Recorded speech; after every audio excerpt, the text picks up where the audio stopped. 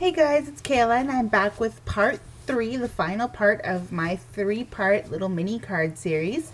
At the end of the video will be information on the giveaway I'm having. It is only a small giveaway, but girls gotta start somewhere. So let's just jump right into it. You'll notice this video's got some glitches. So to start this card, I took the fish tank or aquarium from the Simon Says Stamp Birthday Fishes stamp set, and I stamped it on a piece of plain white 5.5 by 4.25 cardstock. It is just the Staples brand cardstock. As I've said before, it's pretty much the best thing that I can get locally, and shipping in paper from the States is insane for the shipping cost. So I just cut it out with my X-Acto knife, and I trimmed it up with my scissors a little bit because I am not very good with that craft knife. For the next time I make an order, I am definitely going to be getting the die for this stamp set so that I have it, because this was not very fun. So after that, the next thing I'm going to do, I'm going to take and make my background for the fish bowl. I am just going to watercolor it onto some, once again, 5.5 by 4.25 piece of cardstock.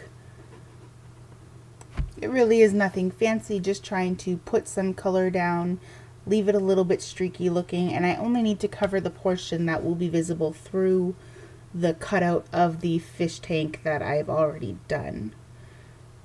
So after I've got this colored in, I'm going to set it aside to dry. And while I have that drying, I need to put the plastic on the front, for the front of this card, because I am going to try and make this into a shaker card. And the plastic I'm using was just a piece of packaging, actually, from one of my embossing folders that I purchased from a $1 sale, which I'll actually have a haul video up for as soon as I finish getting these up. Now, in order to create a bit of a gap for the embellishments to go in, I'm going to die cut out of a piece of foam a circle. Now I picked the circle that best fits the edges of the fish tank. I'm not too worried about the top and the bottom, but you'll see it fits the edges just perfectly so that I'm not going to be losing too much space for any of my embellishments or sequins. So I'm just going to trace out the card front on the piece of foam, and I'm going to cut it out. But when I cut it out, I am going to cut it a little bit smaller, and I did freehand this, so it is a little bit crooked, but in the end result, you can't even tell, so I just winged it, as always. So now that that's cut out, I just adhere it onto the card base with my, once again, my 2-way tape, my adhesive, and it is a very sticky adhesive for foam, which I find was really hard to find. The previous ones that I had, I don't remember what brand they were. I think one of them was Scotch and one of them was something else. And they didn't quite stick to foam. The only one I found that could stick to foam was the AdTech 2-way tape that was actually from Walmart. And I really like that one. So that's pretty much what I've stuck with. So also for inside of the fish tank and also outside of it, I wanted to add 3 little fishes just to add a little bit of extra play. Well, of course, because it came with, it's a fish tank, they're supposed to be fish.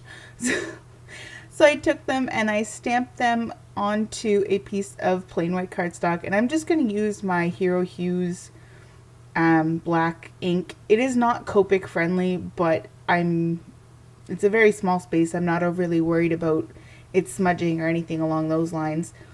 So I took them, I stamped them down, I'm coloring them in, and then I'm going to fussy cut them out because I, once again, do not have the die set, which I really need to get very, very shortly. And you'll notice a lot of this video is sped up and is going to be sped up, and that's simply for the fact that it was a very long process. I think in all the card took me about an hour and a half to do.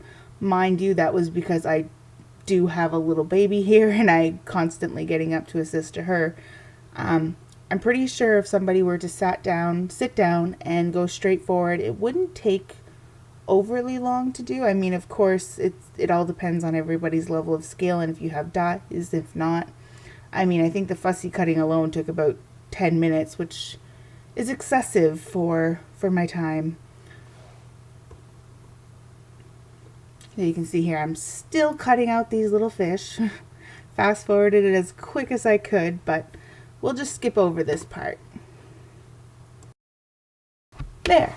So now that my little fishes are all cut out, I wanted to put some googly eyes on the little guys. Now, I just picked up some colorful googly eyes at my dollar store. They're just the Crafts brand. I don't even know if that's a real brand or not. I think it's just the dollar store brand. And I'm just going to adhere them on with my multi-matte medium, or multi-medium matte, however order you say it. I'm just going to pick some out, stick them on, and go from there. Aren't they cute? So the next thing we need to do is work on and finish the card front.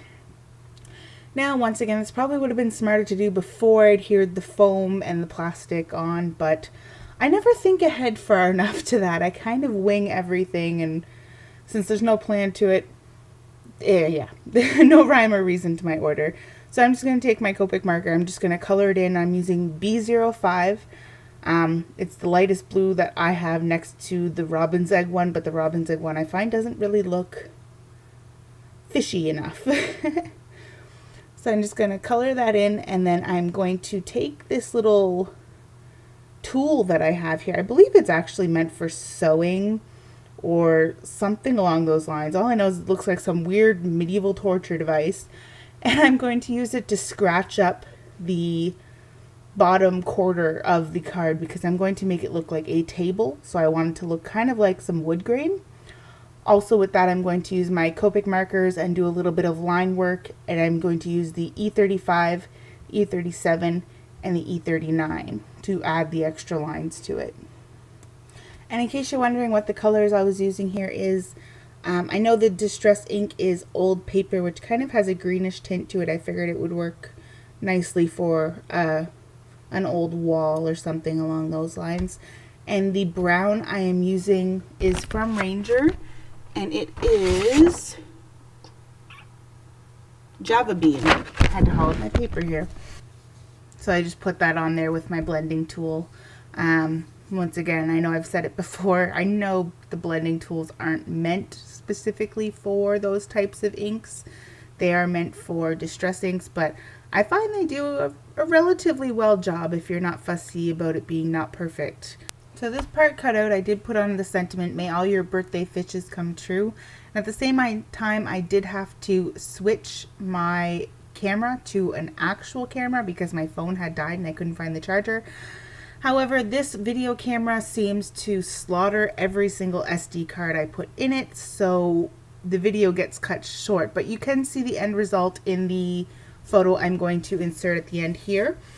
So I guess that's pretty much it. I put two fishes inside the shaker part, I put a fish on the outside, and I filled it with a few sequins. So now let's get to the fun part, the giveaway.